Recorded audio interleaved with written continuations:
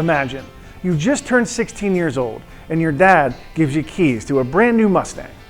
You hop in the car and take off for the open road just to see what this Mustang can do. After several miles on the open road, you get pulled over by the police for speeding.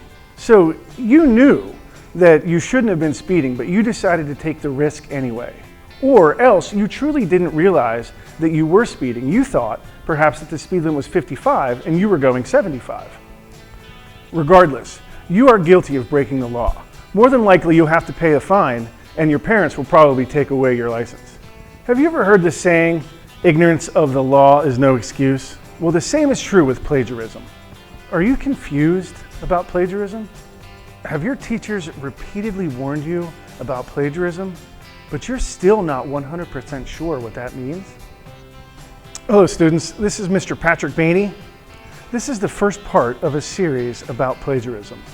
In this three-part video series, we will discuss what plagiarism is, the different types, when and how to cite sources, and I'll give you tips on how to avoid it. Merriam-Webster's online dictionary defines plagiarism as to steal or pass off the ideas or words of another as one's own, or to use another's production without crediting the source. So what does this mean for you as an online learner? Let's take a look at several different types of plagiarism. The first type of plagiarism is what we call intentional or deliberate. This is when a student knowingly takes the work of someone else and tries to pass it off as their own. From the example before with the car, you knew you were taking a chance by breaking the law. In other words, this is theft. Yes, you can steal ideas and words. You are taking something that doesn't belong to you. One of the more common types is what they call copy and paste. As the name suggests, the student simply takes or copies an answer from an online source and pastes it as their own answer.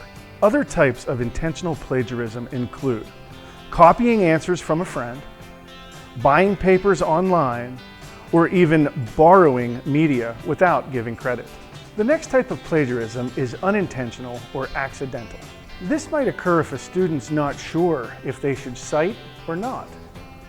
This can also happen if a student doesn't know how to cite or they simply forget to mark where they got their idea from. It's your job to know the rules of plagiarism. Remember, ignorance is not an excuse. I will help you along the way.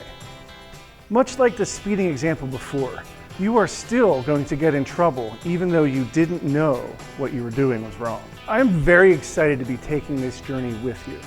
Please tune in to part 2 of this series where we'll discuss how and when to cite sources. The last video in this series will give you some tips on how to avoid the common pitfalls of plagiarism. The bottom line is this: your teachers probably know what Google has to say about a topic. We want to hear what you have to say. Let your powerful voice be heard. Thank you for taking the time to watch this video. If you enjoyed it, please be sure to leave a comment, like, share, and click on the bell so you can be alerted when I add more content.